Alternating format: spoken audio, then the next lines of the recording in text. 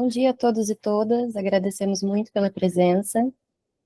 Nós somos o Comitê de Historiografia, vinculados à Rede Latino-Americana de Estudantes de História da Arte. Essa é a nossa quarta reunião aberta mensal, em que desfrutaremos de uma palestra com o professor Henry Montilla, que nos guiará em um fascinante percurso sobre a pintura épica da Venezuela do século XIX e a formação de uma identidade republicana. Avisamos que essa reunião está sendo gravada e será disponibilizada pelo nosso canal no YouTube. Entende-se que todos os presentes cedem os direitos de imagens. Este evento está programado para a duração de aproximadamente 1h30. Iniciaremos com breves apresentações do grupo e atividades do comitê e, em seguida, iniciamos a exposição com o professor Henry Montilla. Abriremos para questões, comentários e debates ao final e convidamos todos os participantes a trazerem exemplos de artistas ou obras que reflitam sua identidade cultural em diálogo ao tema das independências.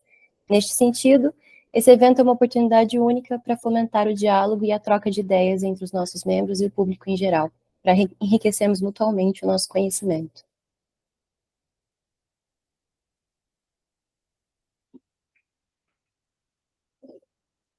Cami, quer traduzir? Cami está aqui com a gente? Sí. Sim? Sí, por favor. Buenos días a todos y todas. Agradecemos su presencia. Somos el Comité de Historiografía vinculados a la Red Latinoamericana de Estudiantes de Historia del Arte. Esta es nuestra cuarta reunión abierta mensual en la que disfrutaremos de una conferencia del profesor Ángel Montilla, quien nos guiará en un fascinante recorrido sobre la pintura épica en la Venezuela del siglo XIX y la formación de una entidad republicana. Avisamos que esta reunión está siendo grabada y estará disponible en nuestro canal de YouTube, entendiendo que todos los presentes tienen sus derechos de imagen. Este evento está programado para una duración de aproximadamente 1h30. Comenzaremos con breves presentaciones del grupo y actividades del comité y luego iniciaremos la exposición del profesor Ángel Montilla. Abriremos para preguntas, comentarios y debates al final. Invitamos a todos los participantes a traer ejemplos de artistas y obras que reflejen su identidad cultural en diálogo con el tema de las independencias. En este sentido, este evento es una oportunidad única para fomentar el diálogo y el intercambio de ideas entre nuestros miembros y el público en general para enriquecer mutuamente nuestro conocimiento. Gracias.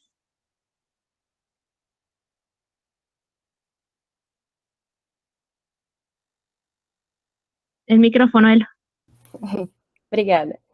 O professor Montilla é especialista em História da Arte, membro do Grupo de Investigações em Arte Latino-Americana, professor de Arte Colonial Latino-Americana, História do Cine e chefe do Departamento de História da Arte na Universidade dos Andes, em Mérida, Venezuela.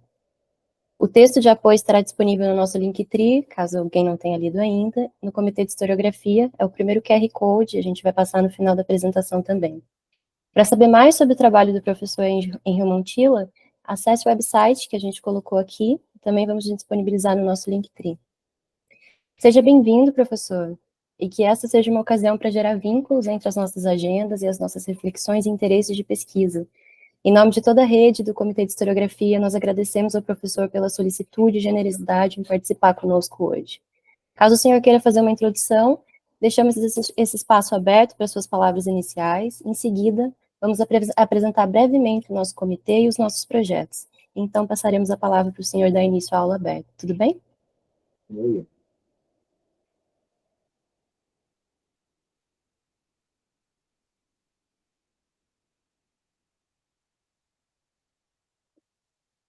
O senhor gostaria de falar alguma palavra inicial, algum agradecimento? Claro, sí. Bien, ante todo, lo había escrito. De todo, mis palabras de agradecimiento a todos los miembros de la Red Latinoamericana de Estudiantes de Historia del Arte y al equipo del Comité de Historiografía de la Red. Más que una clase en el sentido formal de la palabra, lo que les presento hoy es un tema de mi época estudiante de pregrado, ya hace algún tiempo, en el cual pretendo abrir un tema que vincule a su vez la producción pictórica de la segunda mitad del siglo XIX, específicamente la pintura de historia y su relación con la formación de los estados republicanos. O dicho de otra manera, la relación de estas imágenes con la constitución de los gobiernos de los países independizados de la monarquía española, en un intento de crear un imaginario cultural que pudiese a su vez aglutinar todos los sectores de la sociedad en un mismo territorio a través de la idea de patria, nación, heroísmo, independencia, lucha, sacrificio y libertad, que viene, en nuestro caso, llega hasta nuestros días como parte del discurso político. Bien, a partir de esta sencilla exposición, pudiéramos generar entonces un espacio de diálogo y revisión de autores, teorías, artistas y casos particulares en nuestros respectivos países. Reflexionar sobre ellos con mira a una posible publicación en formato de libro digital para finales de este año o principios del 2025, que podemos gestionar desde nuestra universidad. Un texto que puede reunir las investigaciones tanto de profesores y estudiantes de Latinoamérica sobre esta temática. Entonces, esta es un poco la, la aspiración que tenemos con la clase de hoy, que todos los profesores o estudiantes que puedan observarlo, y si tienen algún trabajo similar, bueno, podamos gestionar o hacer todo un esfuerzo para una publicación en libro PDF con toda la formalidad académica que ellos requieren. Entonces, nuevamente muy agradecido por la participación y por ustedes la asistencia el día de hoy. Muito obrigada, professor. Agradecemos muito por estar aqui com a gente hoje. A gente vai apresentar brevemente a rede, um pouquinho, e logo a gente abre para aula. A Rede Latino-Americana de Estudantes de História da Arte é uma organização sem fins lucrativos, formada por estudantes de graduação e pós-graduação em História da Arte, que busca construir uma plataforma de diálogo e ações conjuntas a nível latino-americano.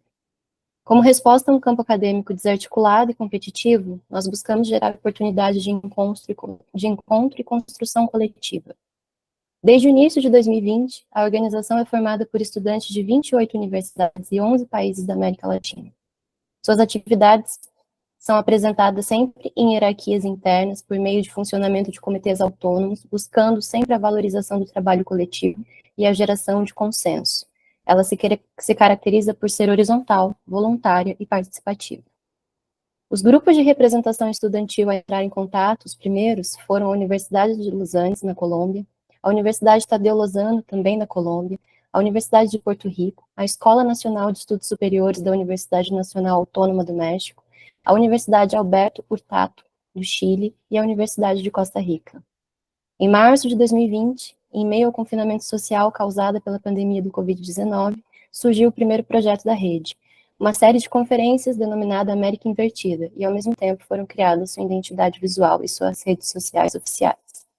Acompanhe as nossas redes, nós vamos disponibilizar aqui também na apresentação. Agora eu peço, por favor, que a nossa amiga Cami faça a tradução para o espanhol, se possível.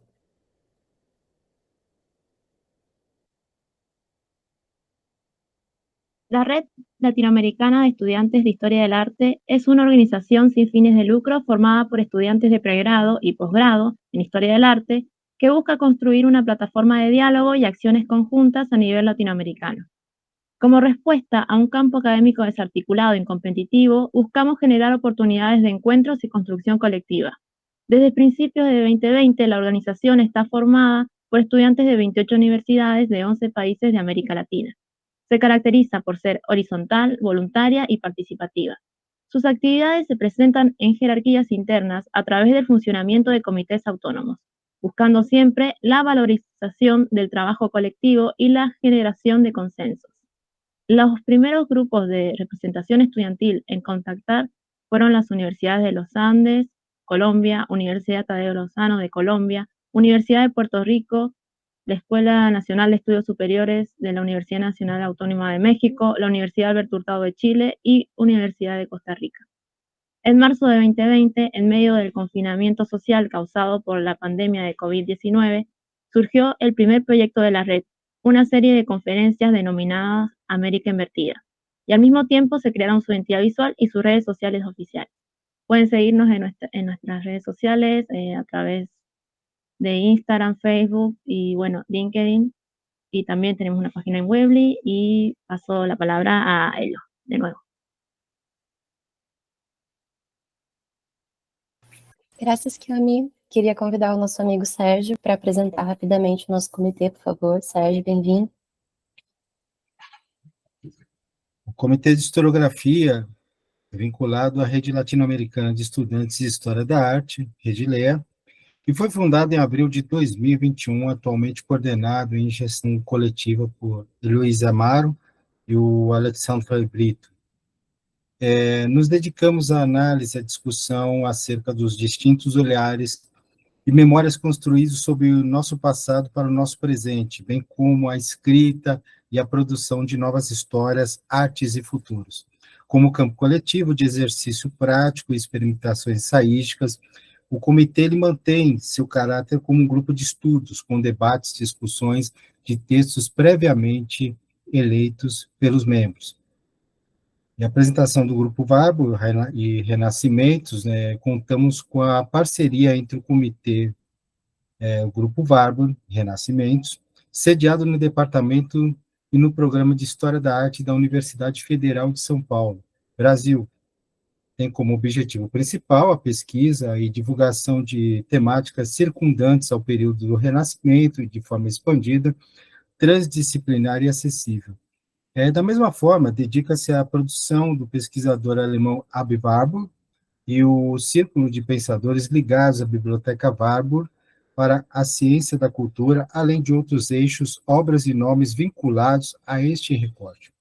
Agradecemos aos colegas pela presença de hoje e pelo apoio na organização deste evento e parceria. Então, participe, o acesso do site aí pelo QR Code, né? Inclusive que a gente vai encontrar no slide.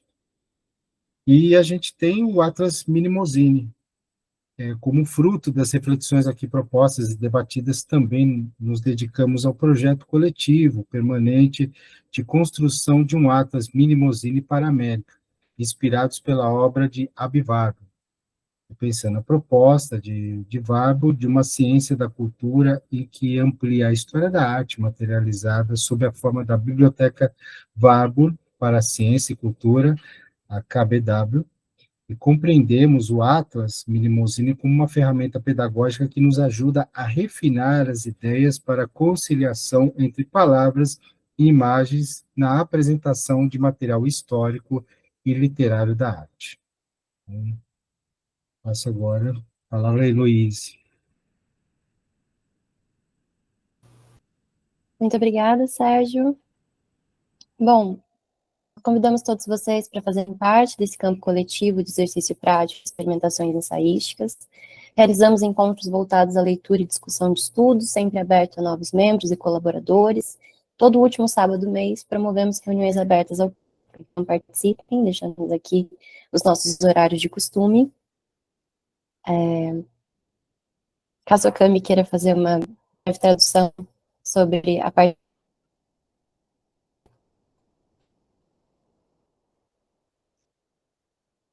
Bueno, nuestras reuniones realizamos encuentros y reuniones dedicados a la lectura y discusión de estudios, siempre abiertos a nuevos miembros y colaboradores. Todos los últimos sábados del mes tenemos estas reuniones abiertas al público, los invitamos a participar, a ser parte de este campo colectivo de ejercicio práctico y experimentaciones ensayísticas. Ahí encuentran los horarios y bueno, nuevamente repetimos, invitamos a seguir las redes sociales de la red LEA y por ahí pueden encontrar toda información sobre el comité. Y ahora sí, voy a volver la palabra a Elo para que empecemos con la presentación del profesor.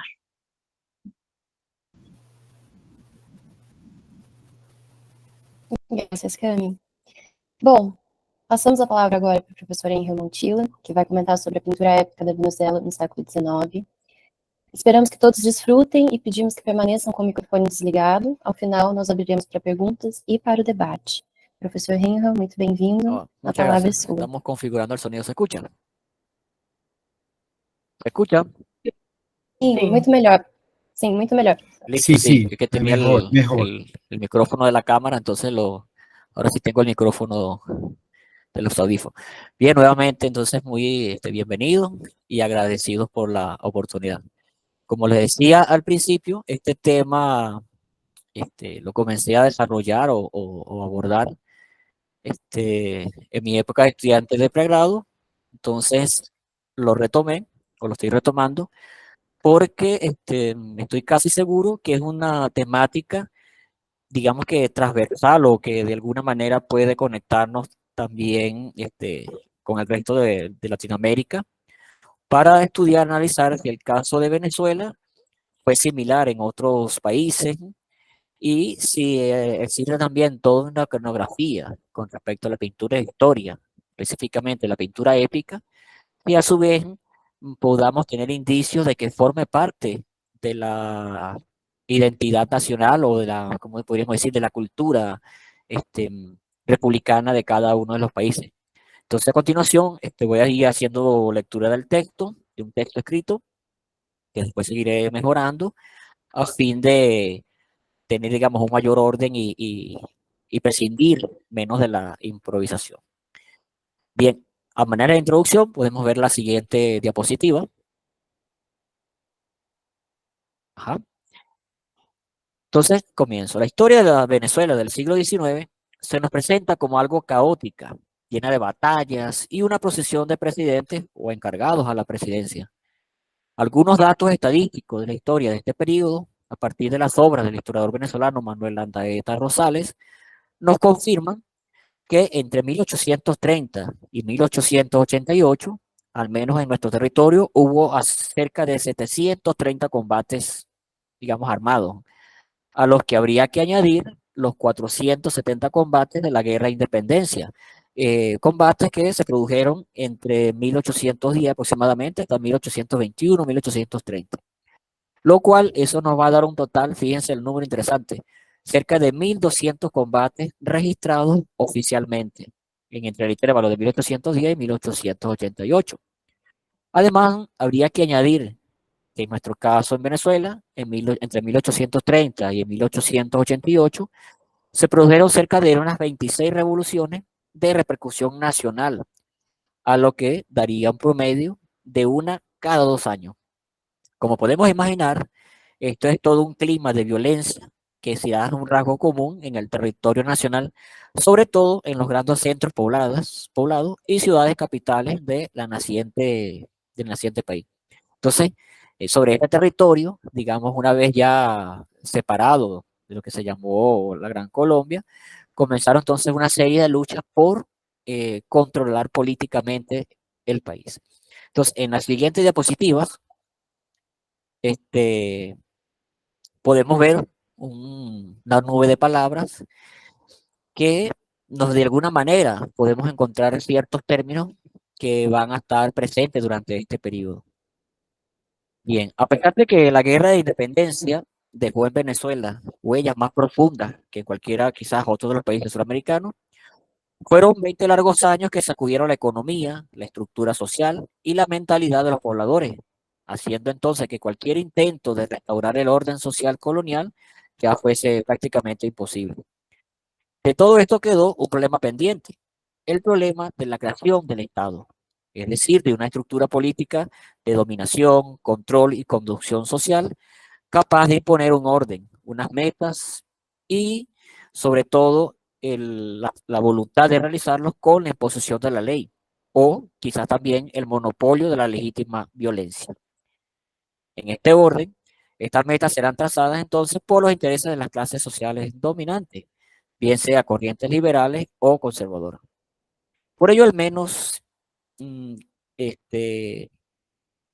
durante gran parte de la segunda mitad del siglo XIX, la búsqueda entonces de la creación efectiva del Estado moderno será otra constante de las luchas y de los gobiernos que, si no se llegase a resolver satisfactoriamente, va a ser un problema, digamos, centrado en nuestro caso, que va a pasar incluso hasta la primera parte del siglo XX, quizás hasta el primer tercio. Otro importante conflicto bélico acaecido durante la segunda mitad del siglo XIX y específicamente en Venezuela, y es necesario quizás destacarla, es la llamada Guerra Federal, que duró entre los años 1859 y 1863. Nuevamente sacudió la estructura de la sociedad venezolana. Ahora, si la rígida disposición estamental de la colonia resultó resquebrajada en las luchas por la independencia, con los sucesos de la federación, la estructura social se hizo más laxa, haciendo imposible que los estratos sociales oprimidos se resignaran a una antigua sumisión. Pero al tiempo, las élites políticas carecieron de la visión, la voluntad y tal vez de las oportunidades para dar a luz una nueva estructura económica social, donde los libertos, antes esclavos, los peones, los campesinos y los trabajadores en general, tuviesen un nuevo lugar en la sociedad. Si antes entonces la única manera que el mestizo pudiese ingresar al mundo de la oligarquía o ascender socialmente era a través del privilegio de su fortuna o el hecho de haber sido hijo de godo o después de la Guerra Federal un ascenso social sobre la base de un prestigio ganado en los campos de batalla. Entonces, esta movilidad social también fue muy particular para poder, de alguna manera, diríamos, sostener el nuevo gobierno. Voy a retirar brevemente la cámara a ver si el audio también pudiese mejorar un poco. Bien, continuamos. Entonces, la democratización de la ciudad tuvo en su contra a una Venezuela, a un país deteriorado económicamente, digamos que también gran parte analfabeta, desnutrida porque quizás no había tiempo para poder sembrar, para dedicarse a la agricultura, y a esto se va a sumar entonces gobernantes que ejercían de manera representativa, represiva, directa o indirectamente, eh, las formas de gobierno. Por ejemplo, tenemos un caso de un militar, Juan Crisóstomo Falcón, que asumió la presidencia después de esta guerra, hasta que fue elegido constitucionalmente. Entonces, tenemos un clima político bien particular y hago esta introducción porque después va a desembocar en un aspecto bien interesante. Por ejemplo, vamos a comentar que en el año 1878, estando, fíjense, de la presidencia un ministro de guerra, hubo una nueva revolución llamada la Revolución Azul, y aquí es particular el uso de los colores en estos nombres, que fue encabezada por José Tadeo Monaga, quien a su vez en 1854 había decretado la abolición de la esclavitud, pero tomó el poder de manera violenta. En ese mismo año muere, 1868, y va a asumir su hijo de una manera, digamos que, como si fuese una monarquía, la sucesión de padre a hijo. Pero este último le tocó entonces entregar democráticamente al siguiente presidente electo. Ahora bien, prontamente estalló una nueva guerra civil y sería, y aquí viene este personaje, Antonio Guzmán Blanco, quien acompañó o fue parte de la guerra federal. Estando exiliado, tomó el país con unos 8.000 hombres armados y luego de toda una serie de sucesos y procesos tomó o triunfó, llamando a su movimiento la Revolución de Abril, también como la Revolución Amarilla. Entonces, fíjense esto particular de cómo una nueva revolución con un color amarillo, cuyo nombre es un color amarillo, había tomado o derrocado a una revolución anterior que tenía el color azul. Pues bien, entonces esto, acaecido en el año 1870, marcó el inicio de un periodo histórico conocido como el liberalismo amarillo, que se extendería hasta 1899, cuando otro movimiento político violento, llamado la Revolución Liberal Restauradora, acabaría con ese nuevo gobierno liberal o de liberalismo. Entonces vamos a la siguiente diapositiva, y aquí sí entramos ya a lo que nos compete. Antonio Guzmán Blanco, que es este personaje que vemos aquí, fue quien dominó al país en la última etapa del siglo XIX, aproximadamente unos 18 años, ya sea directa o indirectamente como presidente o a través de unos gobernantes que él imponía. Durante su periodo se abre en Venezuela una era de notorio progreso. En 5 años logró restablecer la paz y poner en marcha sus reformas más importantes. Por ejemplo, realizó un conjunto de obras públicas modificando sustancialmente el aspecto urbano de la ciudad de Caracas, que para entonces todavía tenía una fisionomía colonial. Pero él utilizó, o su apogeo arquitectónico, se inspiró en el arte o la arquitectura neoclásica, en una especie de empeño de convertir la ciudad aún colonial en una especie de París tropical, porque sus influencias eran francesas. Construyó a su vez el Palacio Legislativo, la Iglesia de la Trinidad, que luego fue transformada en lo que hoy conocemos como el Panteón Nacional. A su vez decretó la instrucción pública y gratuita, una educación que va desde primer grado hasta bachillerato. Incluso la Universidad Venezolana en su mayoría es gratuita. A su vez, él tomó una canción cantada por los militares y soldados de la época de la independencia, llamada Gloria al Nuevo Pueblo, y actualmente es nuestro himno nacional. También apoyó las ciencias y en especial medida las artes. Aquí estimuló la celebración de certámenes literarios, sobre todo poesía, y produjo la primera gran exposición de artes plásticas en Caracas y evidentemente en la historia de Venezuela. Se llamó la Exposición del Café del Ávila, una primera exhibición venezolana de bellas artes, la primera en su género, que se inauguró un 28 de julio de 1872.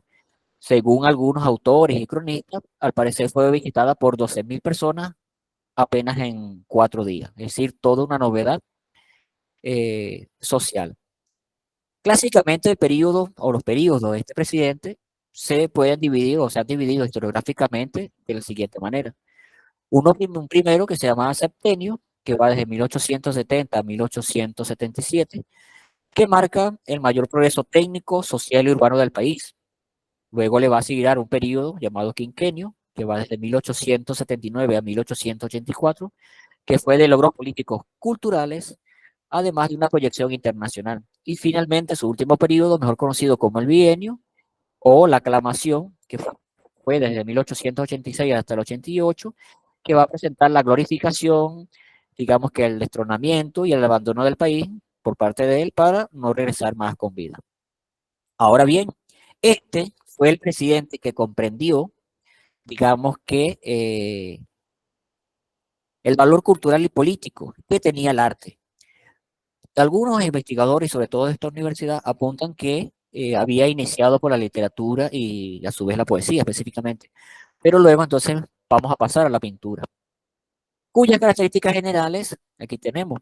Eh, tenemos hasta para la época que las pocas creaciones del arte a comienzos del siglo XIX, y al menos han llegado hasta nuestros días, seguirán manteniendo la misma línea, tanto en el aspecto técnico como en el temático del periodo colonial, por lo que se cultivó el tema religioso, y es la característica principal de la siguiente diapositiva.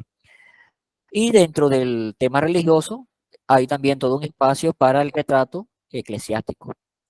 Por ejemplo, esta obra de Juan Lovera, uno de los pintores más destacados de nuestro país, nacido en 1776 y fallecido en 1841, es decir, justo en ese proceso o en ese periodo de la segunda mitad del siglo XIX, es una representación religiosa de la Divina Pastora. Bien, después vamos a ver cómo va a cambiar su temática y su técnica.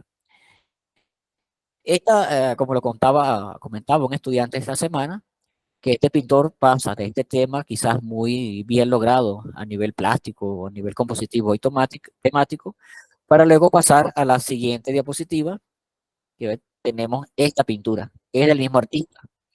Entonces, digamos que, o podemos decir que abandonó en cierta medida el tema religioso y pasó a esta que lleva por nombre El tumulto del 19 de abril, una pintura de 1835 que está representando a su vez un suceso histórico social ocurrido en 1810, específicamente el 19 de abril, cuando una multitud detiene al capitán general Vicente Ampara, capitán general de la provincia de Venezuela, que se dirigía a su vez a la misa porque era Jueves Santo. Entonces, fíjense, al fondo vemos la fachada de la iglesia o actualmente Catedral de Caracas. Entonces, mientras iba en su camino, fue detenido por una multitud que lo llama nuevamente a regresar al cabildo y desde el balcón termina renunciando a seguir siendo, digamos, representante de la monarquía en nuestro país. Ahora bien, otra obra destacable de Juan Lovera, al menos de este periodo, es la siguiente diapositiva, una obra titulada El 5 de julio de 1811. Vamos a ver la siguiente imagen. Está el mismo artista. Es una pintura que va a representar a todos los diputados que fueron elegidos por cada una de las provincias y luego de semanas, creo que hasta meses de debate, el 5 de julio por la tarde se comenzó la firma del Acta de la Independencia una vez habiendo sido redactada. Entonces, volvemos al caso que es una pintura de 1838, cuya representación vemos aquí una imagen o un suceso de 1811. Es de notar en esta pintura, fíjense, quizás un caso excepcional, no sé si el resto de Latinoamérica, pero vamos a tener una especie, no digamos que cartela, pero sí una sección donde van a estar dibujados cada uno de los diputados o los personajes presentes en esta sala, enumerados y a su vez en su parte inferior cada uno de los nombres de ellos, sus nombres propios y a su vez la provincia a la cual representaron. Entonces es una obra, digamos que muy emblemática, porque pudiéramos decir en cierta manera fue la fotografía del momento de este suceso. Es decir, entonces, identificados y enumerados, tal como podemos ver en las fotografías quizás publicadas en texto, o cuando uno agarra un retrato y empieza a identificarlo. Entonces, también tenemos dos pinturas de género histórico, donde los civiles son los protagonistas de dos importantes sucesos independentistas. El primero, digamos, que es el inicio de un proceso independentista. El segundo, que es es la redacción del Acta de la Independencia. Y luego, a partir de ese periodo, bueno, comenzó toda una asociación bélica. Antes, como ya lo dije, de iniciarse toda una terrible etapa de la guerra. Ahora bien, vamos a la siguiente diapositiva. Durante la primera mitad de este siglo, la enseñanza artística en el país se centraba fundamentalmente en el estudio del dibujo y posteriormente, en un segundo plano, se centraba en la producción pictórica. Por lo cual, singular situación, podemos o deducir que la temática de la guerra dentro de la pintura en los primeros años de este siglo quizás sea muy escasa, pero no podemos afirmar totalmente que sea inexistente. Pues haciendo una revisión de obras y temáticas de la guerra en este primer medio siglo, ya sean de artistas nacionales o extranjeros, encontramos que estas obras se pueden clasificar tomando en cuenta su contenido, al menos en tres renglones. El primero sería las escenas de guerra de la conquista, es decir, este proceso cuando la Europa, específicamente, ya sean Portugal o España, dominaban territorios que eran lugares de residencia y de habitación de los indígenas.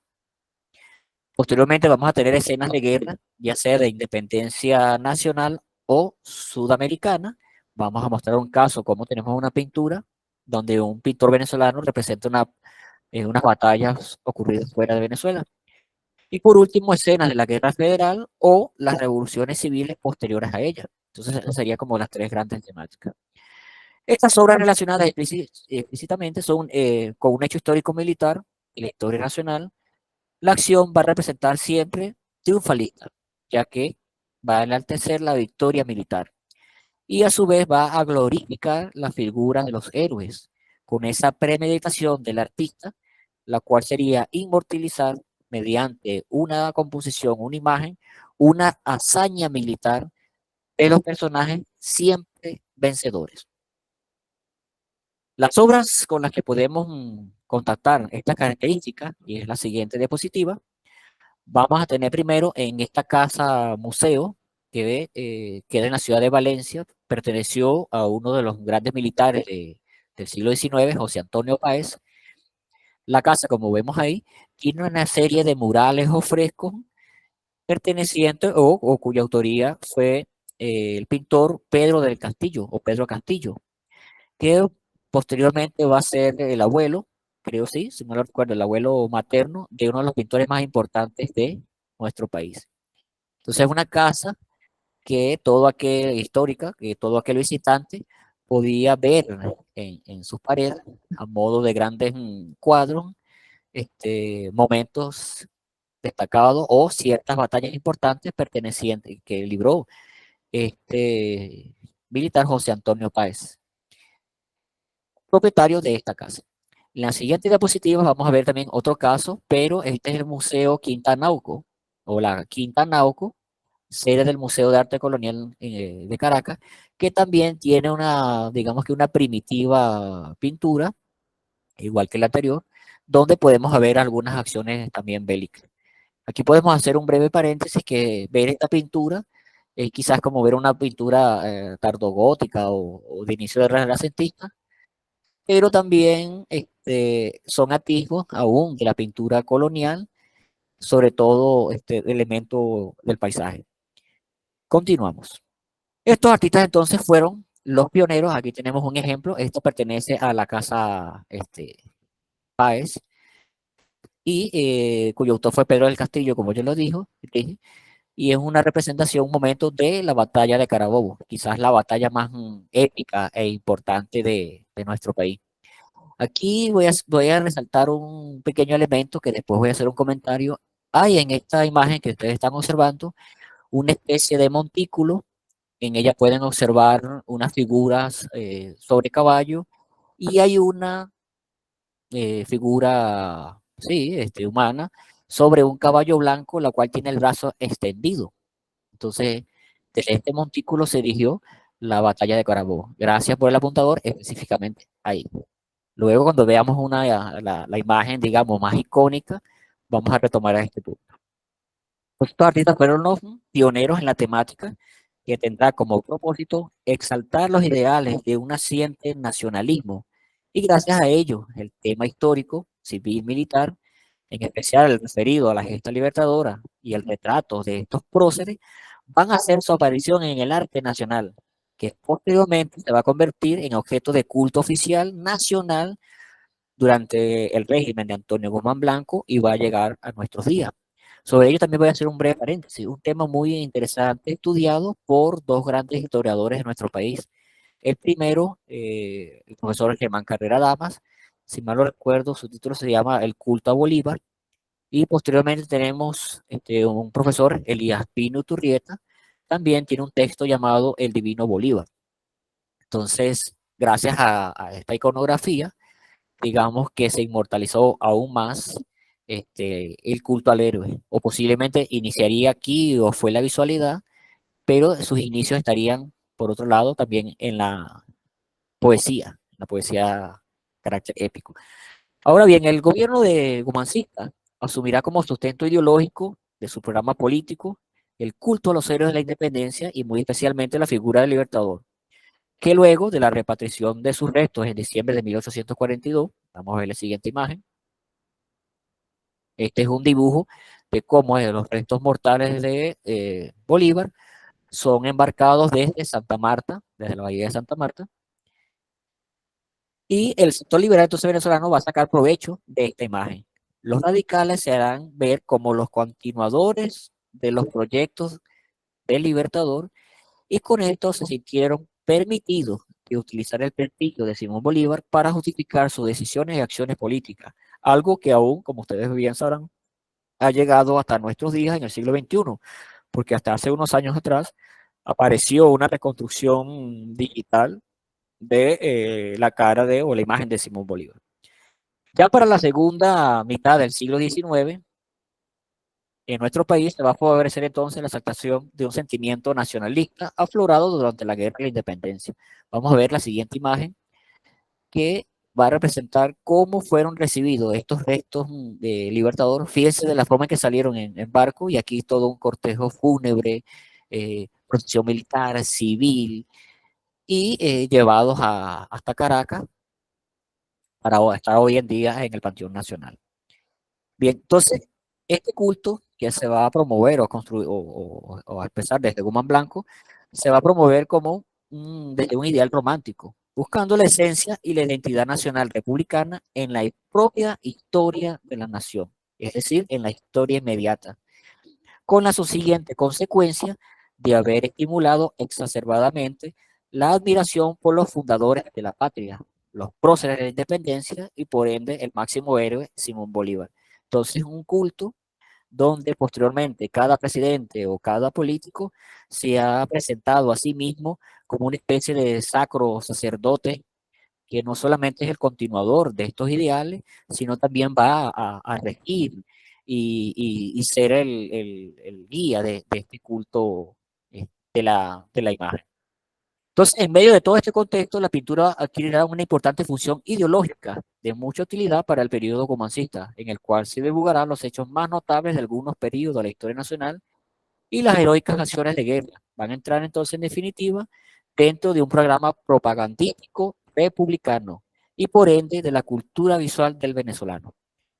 Llegará a esta evolución la pintura histórica militar a su real apogeo con la Exposición Nacional de 1883, decretada por Guzmán Blanco, como una especie de ofrenda al cumplirse el centenario del natalicio de Simón Bolívar, que como bien sabemos había nacido en 1783. Y esta exposición, vamos a ver la siguiente diapositiva, se realizó en este edificio, la anterior, en este edificio, que como verán tiene un aspecto como sí, neogótico. Entonces, este edificio fue sede de esta exposición, la cual se inauguró o estuvo abierta desde el 2 de agosto al 4 de septiembre del mismo año 1883. Aparte de una exposición sobre, digamos que todo lo nacional, también había o hubo un certamen para la participación al menos de los pintores de la época. Sobre esto vamos a ver entonces la siguiente imagen, porque vamos a encontrar un joven de 25 años llamado Cristóbal Rojas. Él presentó esta obra muy interesante llamada o titulada La muerte de Girardot en Bárbula. Una pintura, digamos que muy particular, porque sobre el suelo podemos ver incluso sí, los cadáveres de algunos soldados. Según el parte de guerra, este militar conquistó un espacio, un territorio, una cima, digamos, un área geográfica, y en el momento en que estaba izando la bandera como símbolo de haber triunfado y conquistado, recibe un balazo y entonces en esa caída, digamos, agónica, herida de muerte, que el artista capta o, diga, o representa un poco quizás a la visión de sacrificio. Me recuerdo esta pintura, la fotografía, la muerte de un miliciano. Con esta obra, este joven artista obtuvo una medalla de bronce y ganó una beca por 50 pesos mensuales para realizar estudios de pintura en Francia. Compartió a su vez el segundo lugar con la siguiente obra, que es la siguiente diapositiva. Esta pintura, la entrega de la bandera de Numancia al batallón sin nombre, fue hecha por el pintor Arturo Michelena, nieto del que ya habíamos dicho, del autor de los murales de la Casa Páez. Entonces, si bien no vemos una acción, digamos, directa de bélica o de guerra, vemos la representación acá de parte o una parte del ejército español que entrega la bandera al libertador Simón Bolívar en digamos, en una especie de imagen o símbolo de rendición. El siguiente artista, que es Antonio Herrera Toro, y en la siguiente diapositiva, que también participó con esta obra, El incendio del puesto por Ricaurte en San Mateo, lleva por título. Con ella obtuvo una medalla de plata. Y aquí voy a hacer un inciso. Fíjense que esta pintura es muy particular porque va a representar uno de los sucesos más dramáticos de la Guerra de la Independencia. Es el momento en que un capitán, Antonio Ricaurte, está presto a incendiar el polvorín que estaba guardado en esta casa y estaba a su cargo. Esto fue en la hacienda de San Mateo, en el estado de Aragua, y fue la propiedad de Simón Bolívar. Entonces, la figura va, o la imagen, la pintura, va a presentar una figura a contraluz, cuya figura va a estar sosteniendo en su mano izquierda una bandera tricolor y a la derecha un trozo de leño encendido que va a dejar caer sobre la pólvora que está dispuesta para tal fin. Entonces vemos esa línea diagonal que va desde el ángulo superior izquierdo hasta el ángulo inferior derecho. En cuanto a la organización espacial, también es muy particular porque el espectador lo ve desde el interior hacia un exterior, lo cual aún hace que la escena sea más dramática. Comentaba también un amigo profesor de historia, de la carrera de historia, él es en su especialidad, él es especialista en viajeros europeos en Venezuela. Él dice que esta obra, o comenta, que le causa gran conmoción porque al estar nosotros los espectadores dentro de ese cuarto con él, evidentemente al explotar, también nosotros somos testigos y mártires con él de este hecho histórico. Pero aquí viene algo bien particular. El mismo Simón Bolívar le contó a Luis Perón de la Croix lo siguiente. Entonces voy a hacer cita de lo que parece de este texto. Según Bolívar, Ricaurte, otro militar granadino, figura en la historia como un mártir voluntario de la libertad, como un héroe que sacrificó su vida para salvar la de sus compañeros y sembrarle el espanto en medio de sus enemigos. Pero su muerte no fue como aparece. No se hizo saltar con un polvorín o con un barril de pólvora en la casa de San Mateo, que había defendido con valor. Yo soy el autor del cuento. Esto lo dice el mismo Bolívar. Lo hice para entusiasmar a mis soldados, para atemorizar a los enemigos y dar la más alta idea de los militares granadinos. Caute murió el 25 de marzo del año 14 en la bajada de San Mateo, retirándose con los suyos. Murió de un balazo y un lanzazo. Y lo encontré a la derecha de la bajada, tendido boca abajo, ya muerto y con las espaldas quemadas por el sol. Esto fue transcrito por Luis Perú de la Croix en este interesante texto o libro llamado El Diario de Bucaramanga, el cual de la Croix escribió a partir de las entrevistas o lo que el mismo Simón Bolívar le había dictado. Entonces, fíjense, esto es interesante, cómo llegó aún hasta nuestros días, esta pintura que representa la muerte, el suicidio de este militar, y Bolívar entonces es el autor, según ese texto, de este mito, de esta escena. Ahora bien, tema interesante entonces porque de la misma voz de Bolívar, Ricaurte no murió de esta manera y el artista quizás no podía saberlo. Se basó tal vez en la tradición oral, ya que el manuscrito de este diario de Bucaramanga llegaría a Caracas en 1835 y no sería hasta el año 1912 cuando salió la primera edición del diario. Así que tenemos, más allá de la representación del capitán Ricaurte, tenemos un héroe anónimo, porque sí, efectivamente, el polvorín, el depósito de la pólvora fue incendiado y explotado para que no fuese o no cayese en manos del ejército español. Ahora, en la siguiente diapositiva vamos a ver también que participó el ya consagrado artista plástico Martín Tovar y Tovar, que fue uno de los más prolíficos y notables artistas sobre el tema épico. Su obra fue el cuadro de la firma del Acta de la Independencia. Entonces, una obra magistral desde todo punto de vista. Ya existía y se conocía la firma del Acta de la Independencia que habíamos visto anteriormente de Juan Lovera. Fue exhibido en la Cámara del Senado y encargado especialmente por Guzmán Blanco, quien ya conocía las cualidades para la pintura de los temas patrios del artista.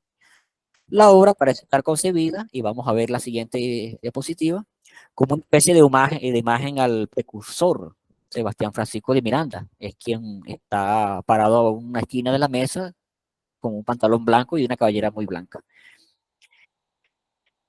El cuadro, entonces, más que admirado y leído, casi como un documento fidedigno del suceso representado, vamos a ver que un naturalista, médico, historiador, escritor y periodista venezolano, Aristides Rojas, escribió sobre él un texto, un libro llamado El Constituyente de Venezuela y el cuadro de Martín Tovar y Tovar, que representa el 5 de julio de 1811. Entonces, hasta aquí podemos deducir claramente que toda esta iconografía histórica tenía una clara intención. Aparte de recibir el primer premio Tovar y Tovar con esta obra, que resultó en una medalla de oro, también le van a hacer nuevos encargos por parte del gobierno gomancista. Pintó posteriormente escenas de la gesta de independencia y se convirtió en una especie de historiador visual que llevó varios importantes sucesos bélicos a grandes lienzos. En este sentido, fue quien mejor dominó el retrato de los héroes militares y la temática épica por sus otras pinturas, siendo la obra culmen de él el lienzo de la batalla de Carabobo, pintado en 1887, el cual vamos a hablar a continuación. Entonces vamos a ver la siguiente imagen. Esta obra que está aquí es del mismo artista, Martín Tovar y Tovar. Un hecho que debemos destacar es que a partir del año 1884, Antonio Guzmán Blanco y el artista Martín Tovar y Tovar recorrieron juntos el campo de Carabobo, acompañado durante todo este trayecto por un combatiente o un excombatiente de esta batalla, el cual les relató los momentos más cumbres del hecho, la ubicación de las tropas, del ejército, de los militares, y con tales testimonios y explicaciones, más la sugerencia del mismo Antonio Juan Blanco, Martín Tovar y Tovar pintó esta monumental obra, la cual tiene aproximadamente unos 23 metros de longitud por 13 de ancho. Fue pintada en Francia y con destino a cubrir internamente la estructura elíptica del Palacio Federal. Entonces, esta imagen la estamos viendo desde el piso hacia el techo. Vamos a ver la siguiente diapositiva. Bien, mientras pintaba esta obra, también paralelamente hizo esta representación de la batalla de Junín. Entonces, fíjense los militares de alguna manera dirigiendo y el suceso bélico allá a la distancia.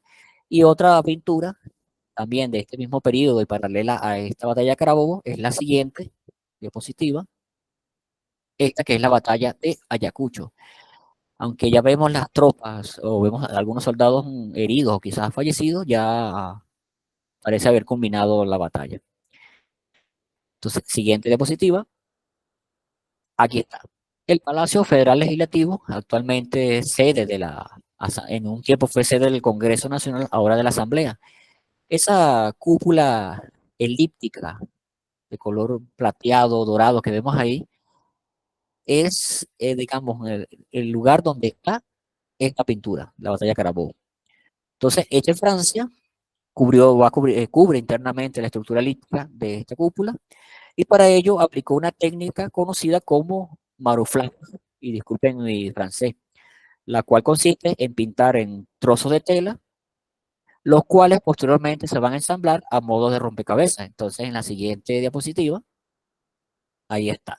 Una vez pintado, todo un trabajo nuevo de reconstrucción, digamos, de unir partes y tapiza, por así decirlo, la parte interior de la cúpula. Para ello, entonces, el artista utilizó planos, además una maqueta, conocía muy bien las dimensiones y el área de toda la cúpula, por la cual con esta toda información trató de disponer de una forma exacta la dimensión del espacio que va a alojar el lienzo, pero también para un recurso plástico muy importante. Es sobre todo corregir los temas o la dificultad de la proyección de la perspectiva en un espacio a su vez elíptico y sobre todo curvo, porque aquí estamos en la parte, perdón, cóncavo, convexo, ¿sí? En la parte convexa, en el interior. Pudiendo así, con esta información, hacer todas las correcciones visuales necesarias para evitar deformaciones, ya sea del paisaje o de la figura. Entonces, con una serie de apuntes y croquis, hizo todo este trabajo. Voy resumiendo un poco. Vamos a ver la siguiente imagen. Es otra vista también del mismo área de este palacio. Y posteriormente vamos a hablar en otra oportunidad de los retratos o de la galería de retratos de próceres militares y civiles que lo acompañan. Pero nuestro interés va a ser la batalla de Carabobo. Entonces, él va a concebir este campo como un gran escenario primero natural. Y vamos a ver la siguiente imagen para que tengamos una idea. Acá, una especie de una fotografía corrida. Una imagen, un escenario natural con la ejecución de terrenos, una esmerada luminosidad precisa, árboles, grietas, es decir, hizo hincapié en todos los detalles naturales.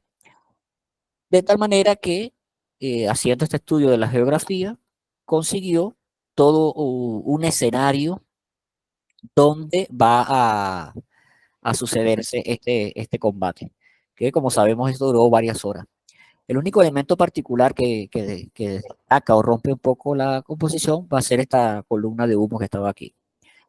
Entonces, para hoy en día, apoyado o viéndolo como un ritmo casi cinematográfico, simultáneamente podemos ver y se narran los principales episodios de este histórico encuentro, la cual a manera muy esquemática podemos dividirla al menos en 4 esquemas compositivos. Entonces vamos a ver la siguiente diapositiva.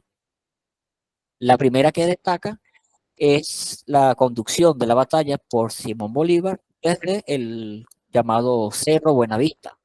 Y aquí lo vemos rodeado de su Estado Mayor, su caballo es el blanco, y es el punto que había señalado anteriormente en la pintura de esta casa de Páez, donde aparece el mismo elemento, un montículo y la dirección de la batalla. Posteriormente, entonces vamos a ver en la siguiente diapositiva, esta área es la entrada de un batallón de tiradores compuesto en parte por los bravos de Apure, la caballería, pero también los que portan la bandera fueron conocidos como la Legión Británica, soldados pertenecientes a este cuerpo, que a su vez venían ya sean de Escocia, Irlanda, de la misma Inglaterra, y participaron entonces como infantería, como soldados de a pie en esta batalla. Pero hay una figura también que vemos aquí, de vestido rojo, es el general Pedro Camejo, conocido como Negro Primero. Y luego, más atrás, en este caballo blanco y con uniforme rojo, vamos a ver a José Antonio Páez, dueño de la casa anterior y que después se convertiría en presidente. Entonces, esta entrada fue decisiva, según la historiografía y el parte de guerra, para haber ganado esta batalla. La siguiente imagen, estamos como girando la obra. Vemos aquí un grupo de jinetes, los cuales van en dirección de un batallón poderoso de la retaguardia que se empleó en la retaguardia española, llamado Valencey, y en ese ataque a esa escuadra o batallón de retaguardia mueren Manuel Cedeño y Ambrosio Plaza, es decir, dos militares que vemos allá al fondo, que si bien, aunque vemos una muerte en apariencia cruel y caótica, está concebida con toda una connotación romántica, porque incluso en un primer plano también vemos un caballo herido con un soldado fallecido. En la siguiente imagen, por último aquí, vamos a ver ya una carga final donde hay una persecución, ya casi por los colores de la luz, en la etapa ya final de la tarde, y vemos entonces ya el incendio y la destrucción de los digamos que los ranchos o las casas que los soldados o grupos de comando por parte de los españoles habían utilizado. Es curioso entonces resaltar que entre la tropa y la oficialidad realista se encontrase en ese día el padre del artista, es decir, el papá del pintor estuvo este día como parte del ejército de los realistas, de los españoles. Ya concluyendo, la pintura épica entonces jugó un papel crucial en la Venezuela del siglo XIX, contribuyendo significativamente a la construcción de una identidad nacional republicana tras la independencia de España. A través de la representación de héroes, batallas y eventos históricos clave, los artistas venezolanos buscaron inspirar el patriotismo, fortalecer la unidad nacional y celebrar los ideales de la naciente república, pues tras un arduo proceso de lucha que culminó en esta batalla de Carabobo en 1821, Venezuela logró su independencia y posterior separación de la Gran Colombia. Sin embargo, la construcción de una nación unificada y con una identidad propia era un desafío aún mayor, ya que la sociedad era diversa, con marcadas diferencias étnicas, sociales, regionales, dado la herencia colonial que aún pesaba sobre el país, porque la influencia española en la cultura y casi en todos los aspectos de la vida aún era evidente. En este contexto, entonces, la pintura épica surgió como un medio poderoso de fomentar el sentimiento nacionalista y cohesionar a la población venezolana. Los artistas, muchos de ellos formados en academias de bellas artes en Europa y específicamente en Francia, utilizaron su talento para crear obras que exaltaron la historia patria, los héroes y los valores, mediante un encargo directo del gobierno o por una premiación. ¿Cuáles son entonces las características generales de la pintura épica venezolana? Vamos a decir que primero es la temática histórica. Todas se caracterizan por eventos claves o batallas eh, particulares de la independencia. La segunda es la representación de los héroes, ya sea mediante un retrato o como un protagonista dentro de un escenario bélico. Y a su vez van a ser muy recurrentes este tipo de representación. Tercero, podemos decir también que hay una idealización de la realidad, pues los artistas debieron traducir un momento, digamos, con una fuerte carga bélica, violenta, a presentarlos entonces desde el heroísmo y con un resultado donde se vea la gloria, la libertad, el triunfo. Por lo cual vamos a ver aquí también como otra característica el uso de los símbolos nacionales, bien sea la bandera, quizás el escudo, un caballo blanco que sería el símbolo de libertad y luego va a formar parte del escudo nacional. Y por último, que es una característica también muy resaltante, que es la influencia del neoclasicismo. Porque si bien era el estilo de alguna manera dominante aún en Francia, nuestros artistas tomaron esta temática porque a su vez posiblemente hacía énfasis en la razón, en el orden de la composición, pero sobre todo en la idealización de la forma humana. Ahora bien, ¿cuál sería entonces el impacto, si ya tenemos las características, el impacto en sí de pintura épica? Pues primero, como ya lo he recalcado varias veces, es fomentar el patriotismo y el orgullo nacional. A partir de, ¿cómo se llama?, de haber ganado unas cuantas batallas de militares sobre la independencia. Incluso batallas donde el número de soldados venezolanos, por así llamarlo, era sumamente inferior a los soldados europeos, incluso hasta menos armados. Pero sería entonces otra cosa entre la valentía, el conocimiento del terreno y otras tácticas de guerra que se hizo que muchas batallas impensables de ganar, bueno, se llegase al triunfo. Otro impacto es que legitimaba el nuevo gobierno, porque si bien era el financista el que encargaba, estos gobiernos se promulgaban a sí mismos como continuadores de esta obra realizada o empezada por estos militares del siglo XIX.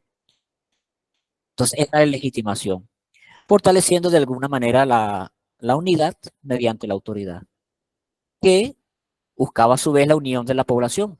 Pinturas épicas que sirvieron como un punto de referencia común para la población venezolana, que a su vez provenía de diversos orígenes y culturas, y muchos de ellos habían sido soldados que ya eran veteranos o ancianos participantes de esta batalla. Y por lo último, podemos decir, y es la siguiente imagen, la siguiente diapositiva, que va a constituir o constituye todo un imaginario nacional, partiendo del histórico, que contribuye o ha contribuido a nuestra cultura visual, porque desde hace aproximadamente unos 100 años, las imágenes de estos principales hechos bélicos forman parte de la iconografía de nuestras monedas, específicamente de nuestros billetes. El de arriba, del ángulo superior derecho, es un billete que, como vemos, es la firma del Acta de Independencia, pero el de Lovera, el billete de la parte inferior es justamente esa esquina o esa parte de la pintura de Bolívar dirigiendo la batalla de Carabobo, que está de Martín Tovar y Tovar. Vamos a la siguiente diapositiva. Esta otra, que es la carga o la entrada de los llaneros y los militares en la batalla de Carabobo, quizás un poco intervenida por algún artista. Y la siguiente diapositiva. Este es particular, no lo he traído a colación, pero es un artista también venezolano que continuó con esta temática en una primera parte del siglo XX.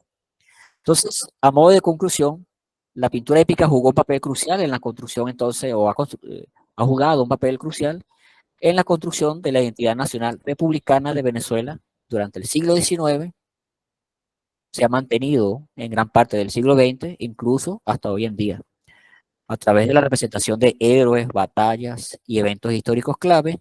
Los artistas venezolanos inspiraron patriotismo, fortalecieron una unidad nacional y celebraron los ideales de la nueva república.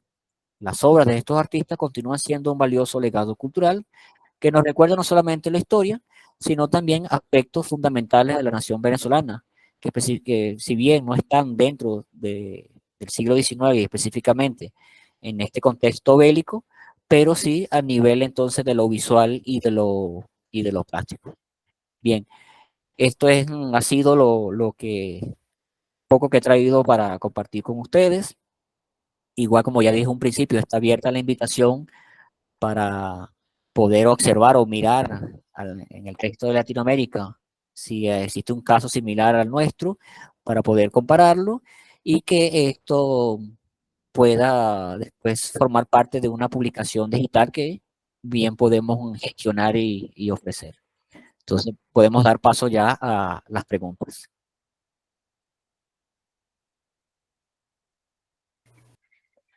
Muito obrigada pela contribuição, professor Engel. Foi muito esclarecedor, muito enriquecedor. Agora a gente vai abrir para as perguntas dos ouvintes e dos participantes.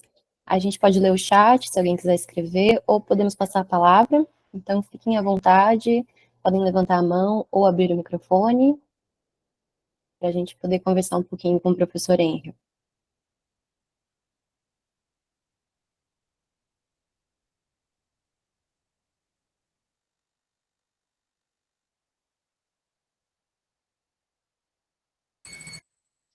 Buenos días. Buenos Sergio. días, profesor. Gracias por la presentación, por su ponencia de tu estudio sobre las artes. Nosotros en Brasil no conocemos mucho de la iconografía o de la pintura de los otros países hermanos o vecinos nuestros de América. Estoy, em, hay una atención mayor que yo miré lo palacio de legislativo. Ajá. Esto es la pintura que me llama mucho la atención, que me atrae la atención. Ahí parece un zootropio Ujú. de la pintura. Sí. Y otra información es que cómo los edificios que hay construido, hecho, erigido, Ujú. es un edificio que se tiene una característica de clásica de Occidente. Ujú. Occidente que sea los griegos. Los griegos de la antigüedad que Sí. se construyeron, había también la pintura, Ujú. también la escultura, Sí. que la misma manera que se hace un edificio de la antigüedad. Eh, y sí, hay mucho movimiento, y hay una cosa de la cuestión de traer la dramaticidad de la Ujú. batalla o de una interpretación muy dramática y Sí. trágica de la pintura. Eh, Esto, hay una comparación de algunos de los retratos que hay hecho, como lo primero que hay exponido, que es do gobernador, que es que Tobar, Ujú. o lo pintor que hay retratado. Esa, como esto hoy, eh, por una cuestión de lo palacio, de lo salón de elíptico, como lo venezolano Ujú. dijo los ciudadanos, eh, piensan de la batalla,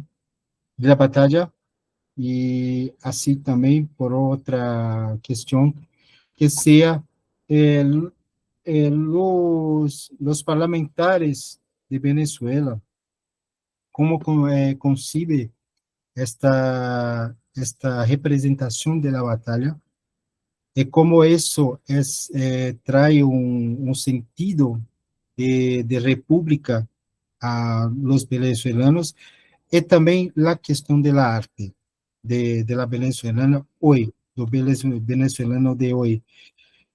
Por esto, como esto también es la cuestión do estilo de hacer la pintura. Los maestros do Occidente hay una fuerte presencia hoy en Venezuela y lo imaginario y la cuestión, o hay una cosa que se cambia para algo que vas a hacer una ruptura de lo estilo de clásico, do estilo de representación, y que eso pelo venezolano moderno de hoy, de su contemporáneo, es como que usted mira o que piensa sobre esta importância de la pintura, que percebeu que los domos es como un ojo de pez, la forma de se poner, de que toda la persona que vas a hacer los movimientos de su tropio, y como esto hay una formación de la mirada, de los pensamientos do venezolano hoy. Gracias, profesor. Muy bien, gracias, Sergio, por la pregunta. Trataré de dar una respuesta global. Sí, efectivamente, esta pintura es uno de los casos más espectaculares, diría, por la concepción plástica y estética, pero también del lugar donde se ubica, es decir, el interior de una cúpula que pertenece a su vez a un palacio, un conjunto arquitectónico, sede del poder legislativo del país. Y desde su instalación, esta pintura ha permanecido en el mismo lugar y prácticamente con los mismos colores. Yo tuve la oportunidad de verla cuando tenía 14 años de edad.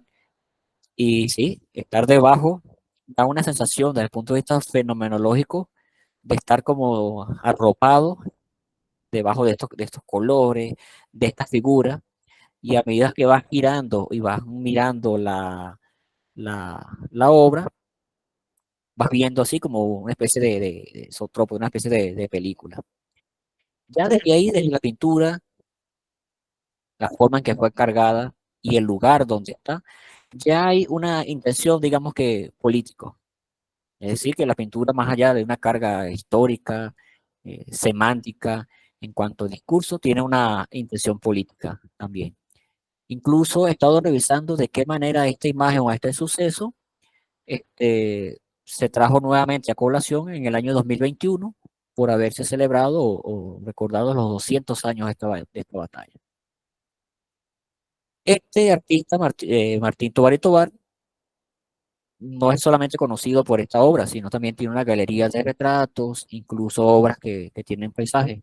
Es decir, sobre todo esta temática, podemos decir que perteneció o formó parte de un determinado encargo político, un encargo de Antonio Guzmán Blanco, y no se convirtió en una constante en la práctica nacional, pero sí un modelo y ejemplo para pintores posteriores, porque se tiene, digamos que la costumbre o tradición que sedes de poderes como gobernaciones, alcaldías o otros palacios puedan tener o una copia de este cuadro, o un afiche, o incluso otra batalla, otra representación de otros artistas venezolanos más contemporáneos. Por lo cual podemos decir o afirmar que hay una presencia de la imagen, no solamente del tema o de la pintura, sino de la imagen bélica a lo largo de la historia o de la pintura venezolana del siglo XX. Pero hubo un cambio de temática con jóvenes pintores ya de las primeras décadas del siglo XX que querían otras formas de hacer de representación y de hacer arte. Se fueron al aire libre y enfocaron al paisaje un poco hacia lo impresionista. Eso a su vez, entonces, ese cambio de temática produjo un cambio de técnica y un cambio de la mirada. Pero no dejan de ser parte de la cultura visual esta pintura épica, porque incluso en los textos escolares hay representaciones, fragmentos de esta pintura.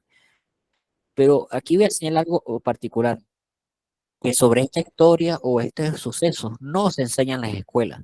No hay un área específica de la historia militar venezolana o aquello, sino que queda a juicio del profesor contarlo de alguna manera romántica, significarlo en alguna actividad bicentenaria de celebración, pero no forma parte de nuestra formación.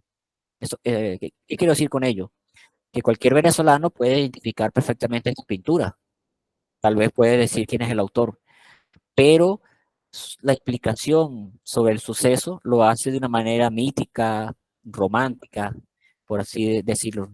No forma parte de nuestra formación como venezolano. Y otro pintor, pero ya estaba en el siglo XX y no lo traje a colación, de alguna manera también continuó con esta temática y son las pinturas que están en el Panteón Nacional hoy día y en la casa o museo de Simón Bolívar, también dentro de Caracas. En síntesis, Sergio y más oyente, en esta temática o en este tipo de pintura hay toda una intención, todavía hay un discurso político, una narración de fondo. Espero haberte respondido.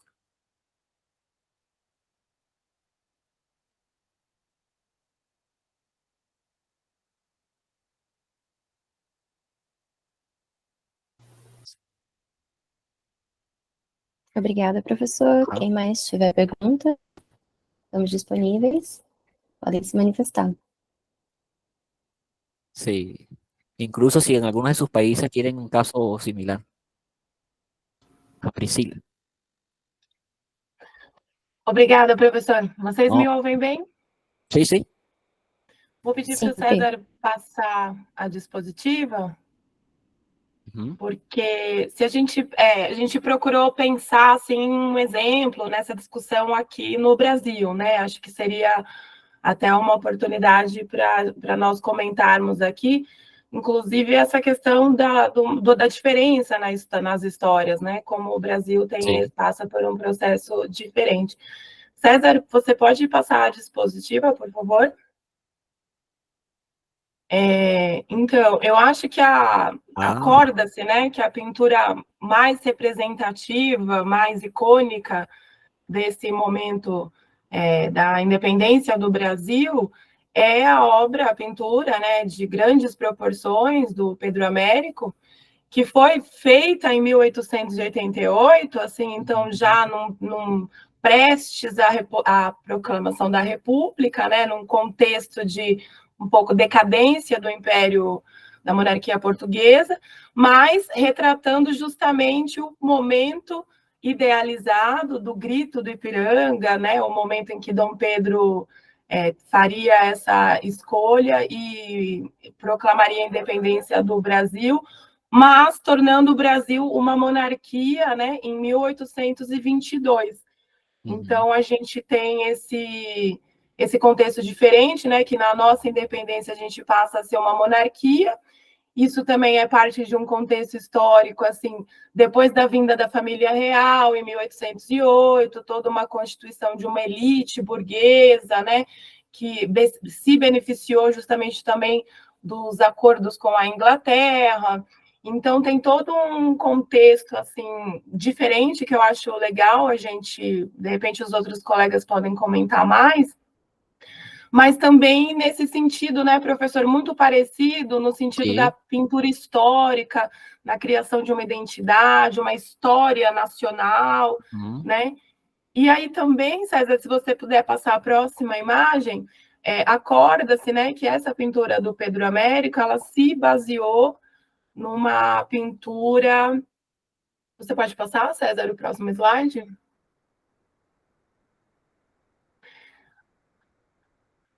Acho que o César não está ouvindo. Excelente pintura, muy bien, muy buena. Ah, Sim, Messiaen, né? Então, assim, ela teria sido feita no contexto de 1807, das guerras napoleônicas, e essa teria sido a pintura que inspirou o Pedro Américo no momento de execução do Grito do Ipiranga, né? Então, acho que isso conversa bastante, né? Eu não sei se os colegas querem comentar, os historiadores, eu acho que é um ponto interessante.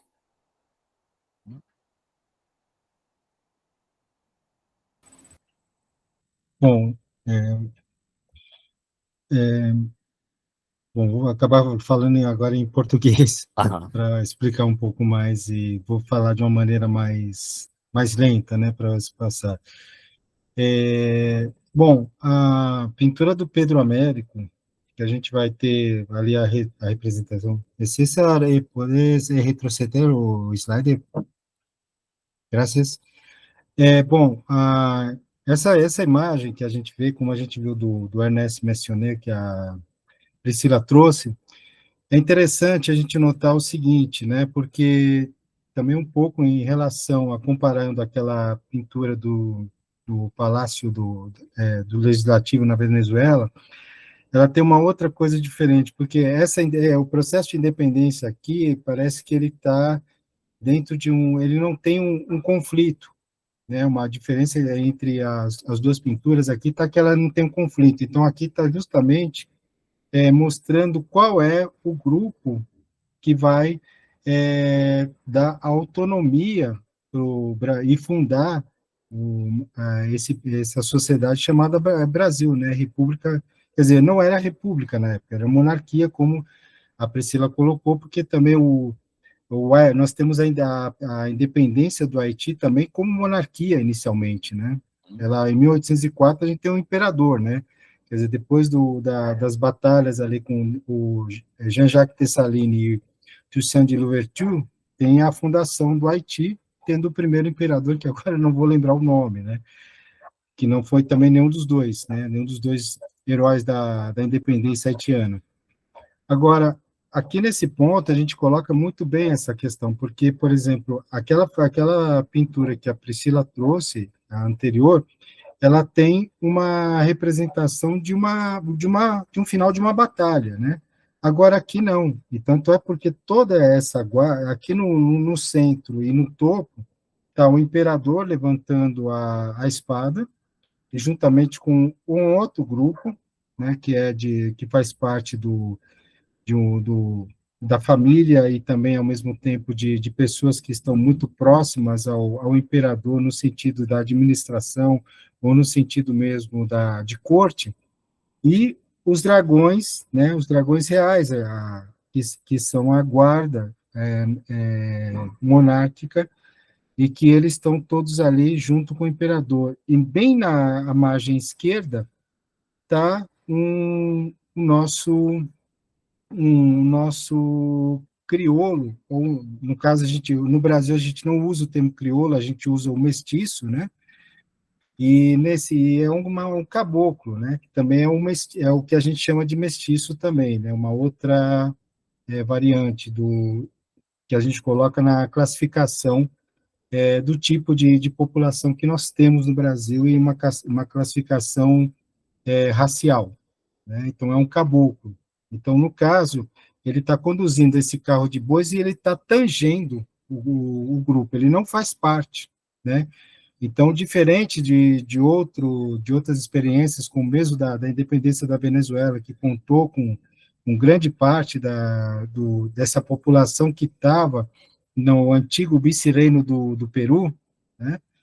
E que depois vai se gritar independência porque já não são mais reconhecidos como vassalos, né, da corte de Castelha. Então, nesse ponto, a gente tem aqui uma coisa diferente, que essa população não é incluso, mas é incluso o quê? O modelo da família real, né? E justamente contando com a guarda que está distante, e está num ponto mais baixo, que vai servir exatamente em razão desse grupo, né? Porque a independência só foi dada no Brasil porque porque teve a Revolução do Porto em Portugal, e quando o Dom João VI volta, ele é obrigado a jurar a Constituição de Cádiz, de 1812, né? Então, essa mesma Constituição, ele foi obrigado com isso. Então, nesse caso, só houve a independência para que todas as cidades, e principalmente o Rio de Janeiro, não tivesse que prestar contas com a metrópole. Então, que eles tivessem exatamente esse ponto de estar vinculado a qualquer ação que tivesse ainda pelo poder da família real, que seria, na verdade, uma tentativa de não de interromper, né, esse golpe, né? Aliás, interromper essa revolução do Porto. E nesse ponto, então, quer dizer, a gente coloca que não foi uma batalha, não foi qualquer outro tipo de coisa. Então, só teve exatamente uma questão de uma forma de resistência, né, nesse ponto. E é interessante ver essas duas pinturas como essa daqui, que já estava colocando como uma batalha, né? Mas é isso. Obrigado, Priscila.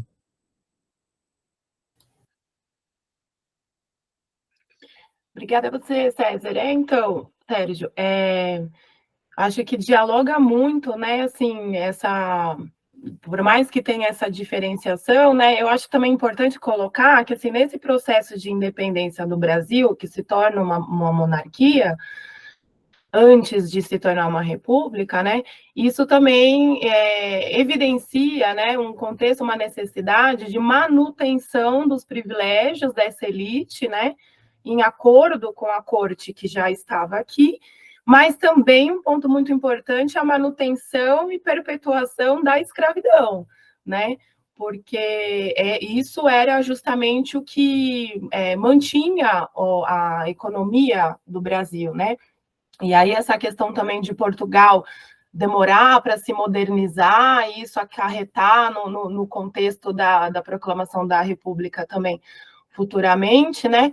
Mas acho que é um denotativo também, também desse aspecto de quando se torna independente e a família real está aqui, a gente vai ter a criação da Guarda Nacional, que tem um papel importante no sentido de manutenção do espaço. Então, também essa dimensão geográfica do Brasil também tem seus fatores, seus elementos aí nesse contexto, né? Que, no caso, a gente discutindo aqui países latino-americanos e o Brasil nessa diferença, acho que é interessante pontuar nesse sentido, né? O Sérgio comentou também da questão da revolução do Haiti, né? Esse era o grande medo, né, no Brasil, de que se tornasse. Então, querendo ou não, a gente precisa evidenciar que a manutenção dessa monarquia, ela também vai de encontro à manutenção de privilégios da elite e manutenção da escravidão, né? O Brasil foi um dos últimos a abolir a escravatura, né? Então, não sei se alguém quer comentar mais alguma coisa. Também teria um outro ponto para falar, mas, né, acho que o professor, não sei se quer comentar alguma coisa. Não, na realidade eu ia falar isso, se o professor não gostaria de comentar um pouquinho, né, sobre essa perspectiva do Brasil, sobretudo em relação à América Hispânica, né, porque eu acho que a gente tem um caso diferente, mas que no contexto da pintura se assemelha muito, né, às representações heróicas e idealizadas. Então, professor, se quiser comentar alguma coisinha, a gente ficaria muito feliz. Pues sí, uno o quizás otro de los elementos presentes ahí en la pintura era podemos ver también una exaltación de valores humanos. Para la época, la valentía, el defender a la patria era defender a la familia, el jurar por las leyes y la construcción de un nuevo país se convirtieron en los ideales fundamentales de los hombres y mujeres de este periodo, porque estaban pasando, digamos, de un proceso monárquico donde vivían la discriminación, la estructura social rígida, como dice muy bien Priscila, la esclavitud. En Venezuela se abolió en 1854 y después vino la Guerra Federal. Y entonces muchos esclavizados también se les había ofrecido la libertad si luchasen en la Guerra de Independencia, en todas estas batallas, incluyendo las de Carabobo. Y una vez habiéndose separado de España, continuaron al menos de 1821 a 54, podríamos decir casi que 30 años más en la esclavitud, 33 años más. Entonces, estos temas están ahí en la pintura. Más allá de las figuras, colores, hay toda una emocionalidad, pudiéramos decir también que unas pasiones, porque incluso en la representación de los fallecidos, de los invisibles, hay ahí una temática que es el valor del sacrificio. Por ejemplo, después de la batalla de Carabobo, y ese es un gran parque que existe aquí en Venezuela, cuando estaban contando los fallecidos, hay relatos y textos que encontraron muchísimas mujeres vestidas de hombres que lucharon como soldados dentro de la multitud. Y ello hay un espacio muy importante en este parque, que es la tumba al soldado desconocido. Todos aquellos hombres o mujeres que murieron en combate y nunca se supieron sus nombres. Entonces ahí hay de fondo también un aspecto de lo esencial, de lo que es humano, que es la lucha por la libertad. Entonces ahí es temática que, bueno, que podemos seguir después explorando en artistas y en casos particulares. Sí, Marco, vemos que está conectado. Bienvenido, Marco. Para México o algún otro país, Colombia, ahí habrá un tema similar, algún artista, una pintura que bien pueda dialogar con las presentadas por Venezuela y Brasil.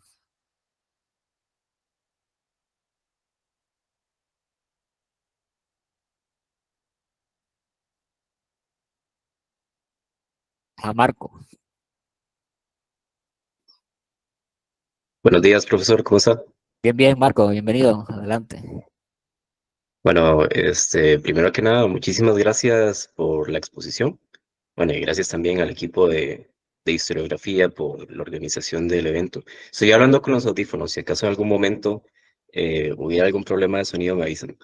Em, Tenía aquí unos puntos anotados y también quería hacerle una consulta.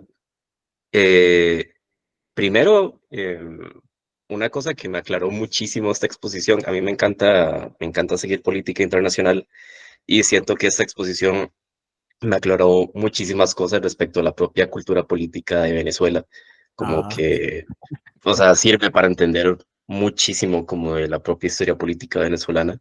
sí, sí, Entonces, desde ahí, eso me pareció genial.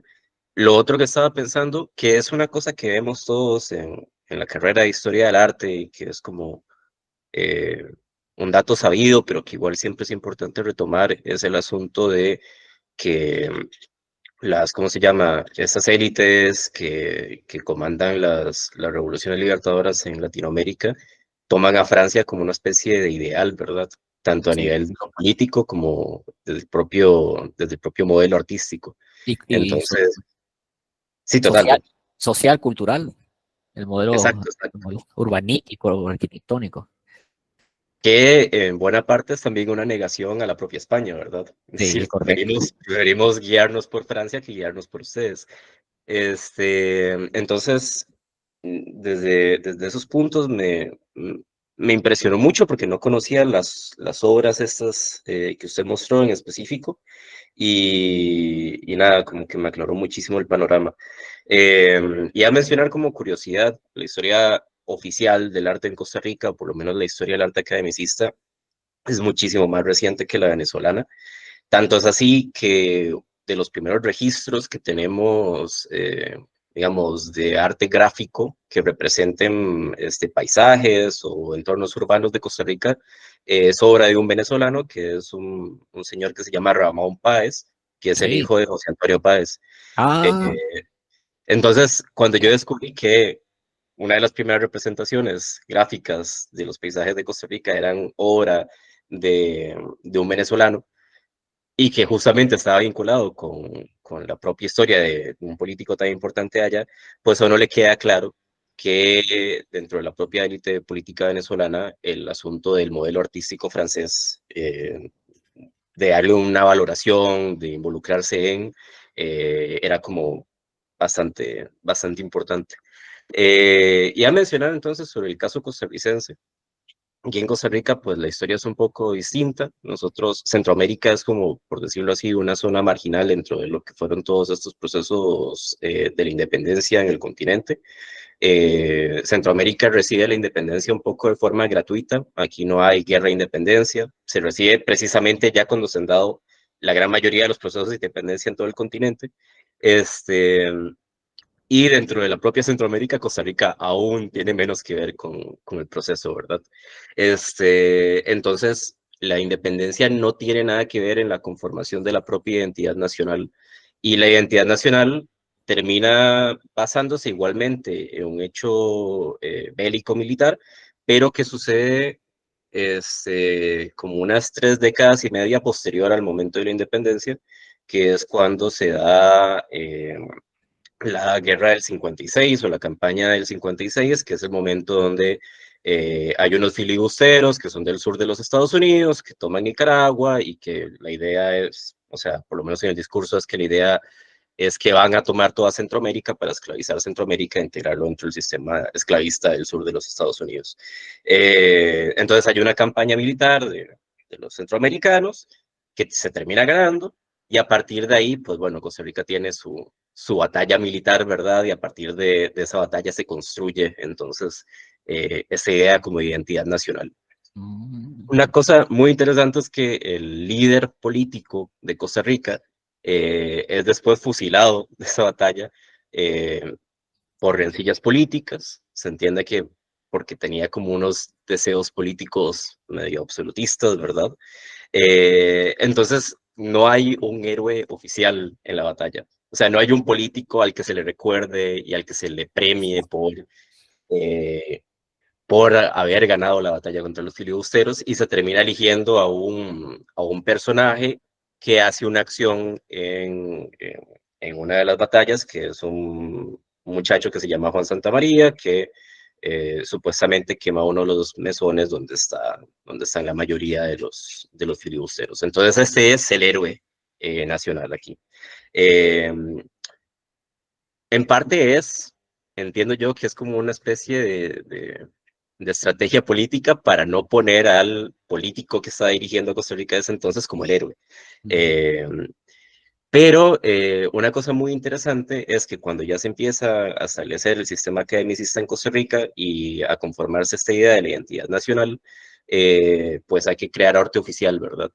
Y Sí. a finales del siglo XIX, décadas de los 90, hay 3 obras que están relacionadas con esa batalla. Hay 2 que son esculturas, que son obras pagadas por el Estado, y hay una que es una pintura, hecha por el primer pintor de academia nacido en el país.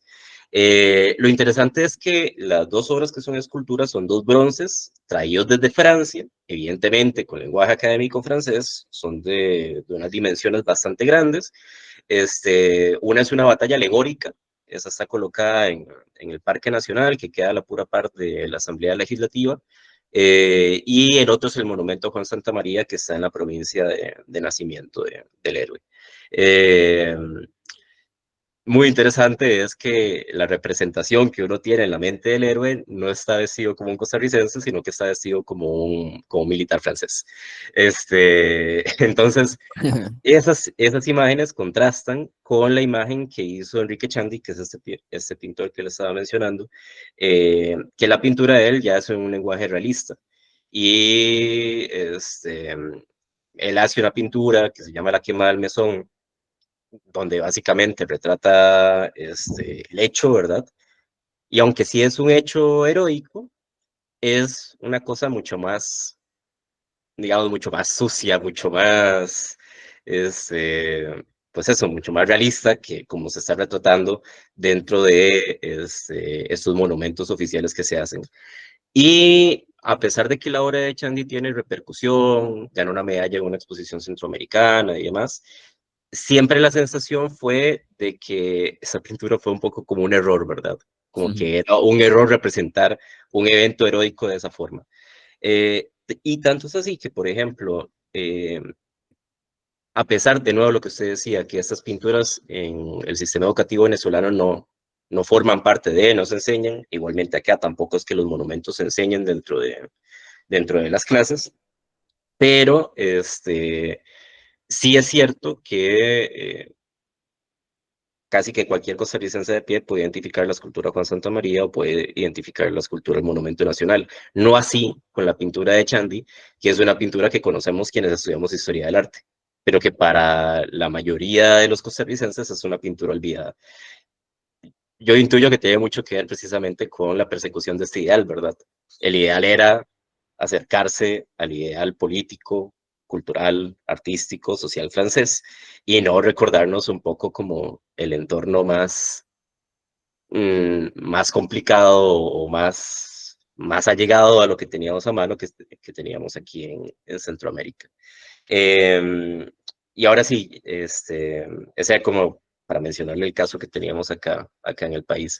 Pero sí quería hacer una pregunta en específico que tiene que ver justamente con el paso que tenemos en el caso, no sé cómo funcionará en Brasil, sé que en Hispanoamérica sí hay un paso que va de el arte colonial al arte republicano.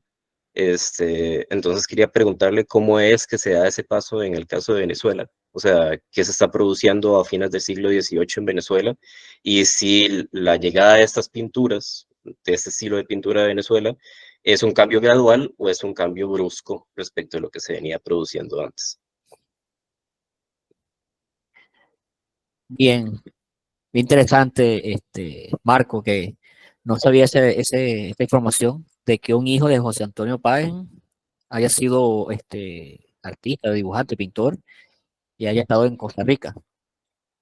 Bien, con respecto a tu pregunta, cuando uno hace una revisión de la plástica o de la producción, ya para la primera mitad del siglo XIX, es decir, ese periodo previo quizás sí, a la Guerra de Independencia, hay una variación gradual en cuanto a la temática, pero no quizás a la técnica. Es decir, que no solamente domina o predomina la pintura religiosa de los santos, vírgenes, sino también que se va a abrir a los retratos, digamos, de las personas seculares, pues. Y fue a partir de esta exposición de 1883, posiblemente el llamado que se hace, es cuando estos pintores construyen estas narrativas, estas temáticas y las presentan, quizás con el objeto también de ganar alguna medalla y la beca correspondiente para seguir formándose en Francia, porque hasta el momento ellos tenían una formación acá mismo en el país a partir de un taller o talleres de algún artista, o inclusive a partir de sus propias habilidades personales e innatas. El caso de Arturo Michelena es muy particular porque su abuelo, si mal no recuerdo, materno, es el pintor de los murales de la Casa Páez.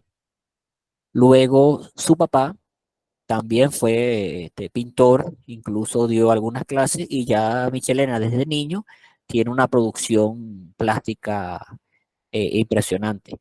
Luego sería con su viaje a Francia, cuando se perfecciona aún más, él estudió en la escuela Julian.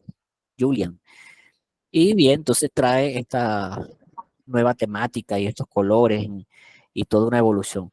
Pero sí podemos notar que gradualmente hay un cambio de temática de la pintura colonial a la pintura, digamos, del periodo republicano, hasta 1883, cuando, digamos, prácticamente quizás de la nada, por inspiración, por intención política o de alguna manera surgen estas grandes pinturas.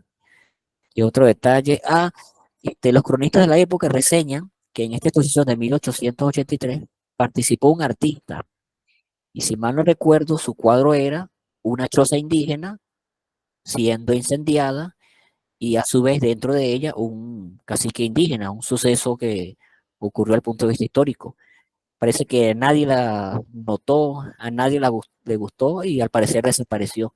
Entonces ya ahí nos da un indicio que eso no era lo que se quería o lo que se aspiraba, sino más bien el valor del heroísmo, lo republicano, la independencia. ¿Qué otro detalle iba a destacar? Sí, bueno, después haríamos otros comentarios y otros casos particulares de pintura.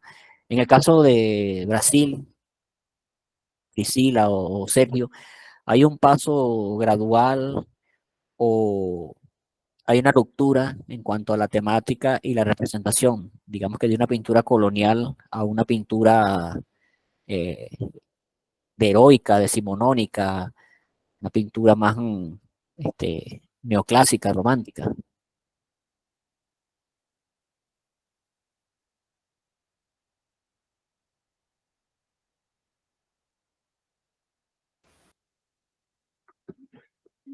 Bom,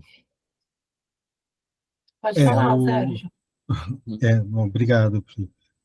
Bom, é isso mesmo. A formação, inclusive no Brasil, a gente tem uma parte da história que a gente vê principalmente no período joanino, né, que é essa questão que eles chamam de uma missão francesa, né? Então, a gente tem a circulação de artistas que vão como o Debré, por exemplo, é um deles, né? E apesar que o Debré tem um trabalho muito mais com as aquarelas, porque é o tipo de material que se conseguia utilizar com tranquilidade aqui nos trópicos, né?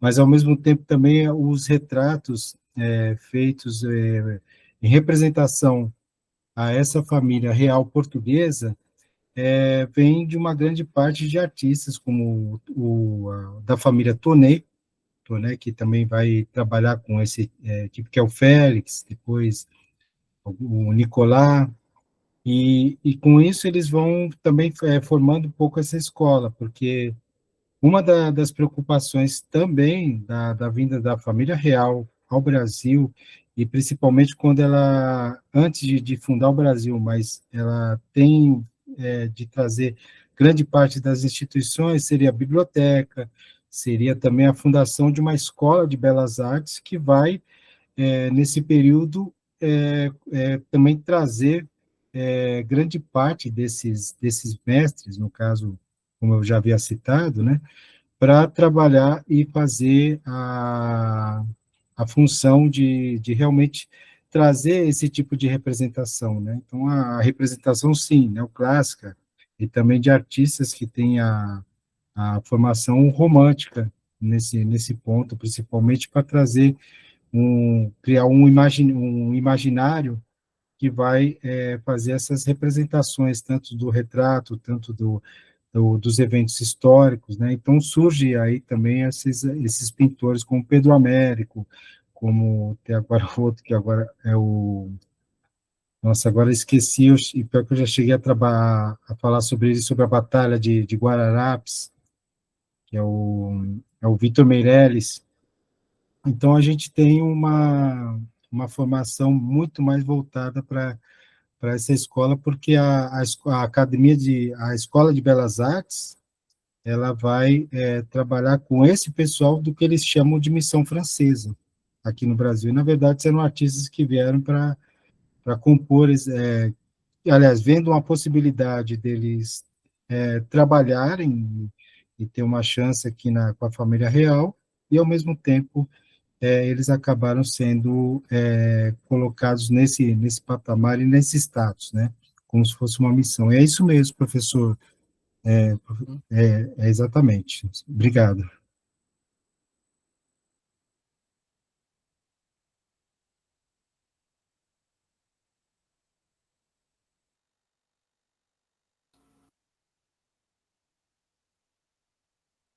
Obrigada, Sérgio. Eu concordo, né? Assim, a gente tem um período que a gente também chama como o ecletismo, né? Assim, um pouco parte dessa história, e que é interessante também pensar que depois da proclamação da República, a virada do século, a gente tem esses movimentos mais nacionalistas, tradicionalistas, que vão colocar uma crítica para esses movimentos ecléticos como estrangeiros, né? E aí o neocolonial, o neobarroco passa a entrar em voga, né?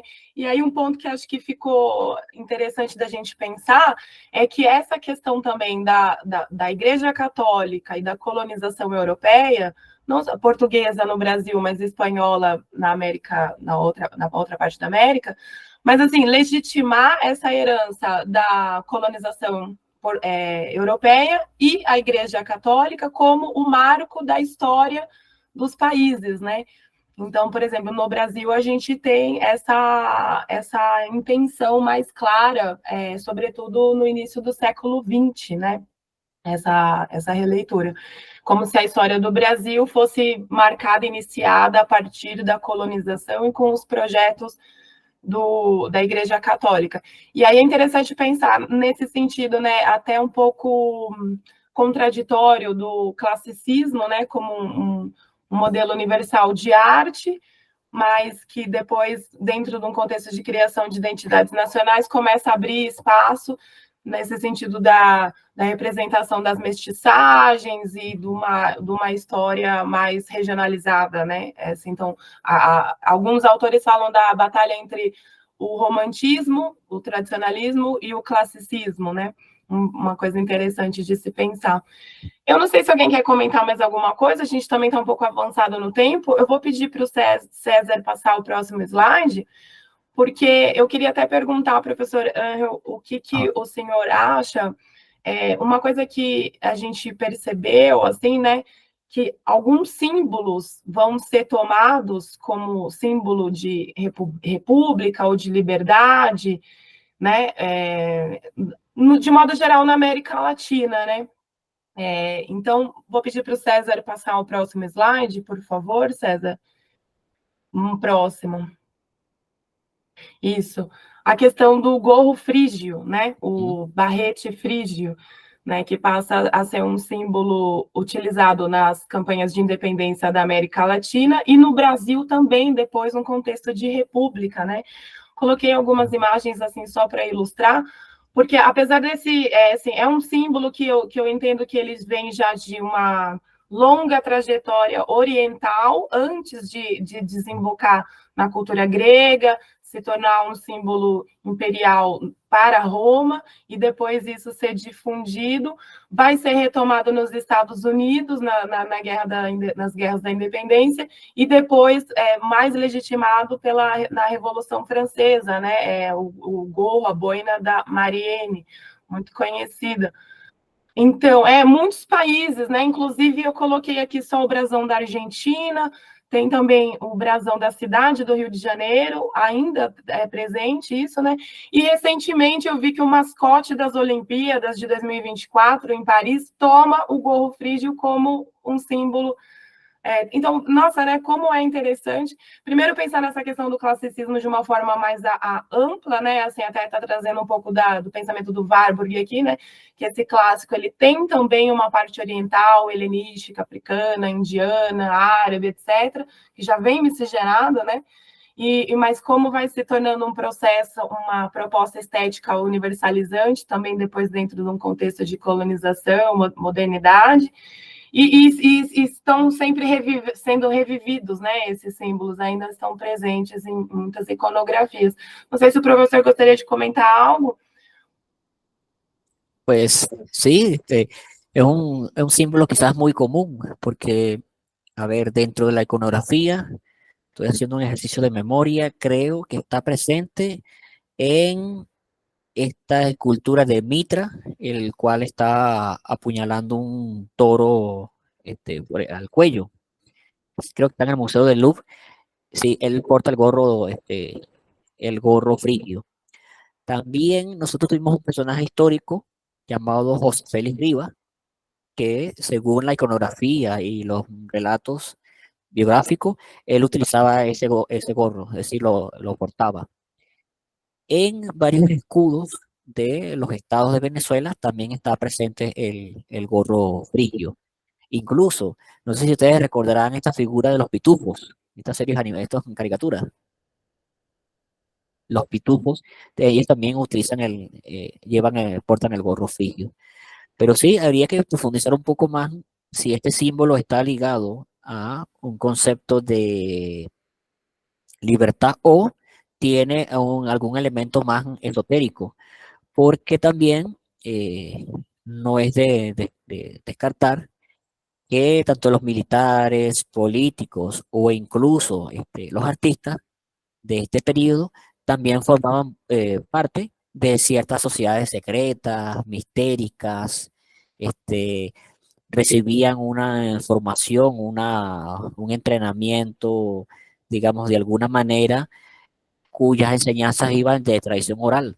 Entonces, estos símbolos también los llevaban a sus obras y a sus pinturas. Entonces, pero sí, lo vamos a tomar como tarea, volver a revisar el gorro frigio como una constante iconográfica en las imágenes latinoamericanas o en Latinoamérica. Y lo vamos a hacer desde la cultura visual, desde el origen, desde este elemento hasta nuestra presencia hoy en día. Pero sí había tomado ese detalle, el gorro frigio. Yo me inclinaría por las sociedades secretas a las que fueron miembros los militares, los políticos y los artistas también. Incrível, né? Muito obrigada, professor. Y antes de culminar, reitero nuevamente la invitación para trabajar, ya sea lo que queda de año o el próximo, en algunos textos a formato de artículo que podamos compilar y a través de la gestión de la red y nosotros por acá en la Universidad de los Andes, poderlos publicar en digital. Esta semana conversé con algunos trabajadores del Consejo de Publicaciones y sí existe una posibilidad de hacer unas ediciones en digital. Entonces, este puede ser un tema quizás muy perfectamente válido y muy enriquecedor para poderlo combinar. Una temática que podamos realizar en toda Latinoamérica, tanto desde una perspectiva de profesores y estudiantes. Aunque yo a veces no hago ninguna distinción, más bien yo les digo que todos somos historiadores del arte en formación. No hay un antes y un después. En la medida en que estudiamos metodológica y científicamente el arte, ya somos historiadores del arte en proceso. Entonces, vamos con las palabras finales. Muito obrigada, professor Henry, realmente inspirador essas palavras finais, então, acho que todos nós sentimos aqui muito orgulho, né, desse encontro, estamos abertos para essa agenda, muito animados também em colaborar, em continuar em contato. Eu acho que agora a gente está caminhando para encerrar o evento, né, já estamos um pouquinho adiantado na hora. Eu gostaria de agradecer à rede, aos organizadores, mas sobretudo ao professor Henry, que se disponibilizou até aqui com a gente brilhantemente. Profesor Henry, quer dizer mais alguma palavra final? Pues sí, nuevamente, agradeciendo a ustedes por la participación, mis palabras de compromiso y estímulo para seguir trabajando y uniendo ideas, proyectos, propuestas a lo largo de Latinoamérica. Y nada, muchos éxitos.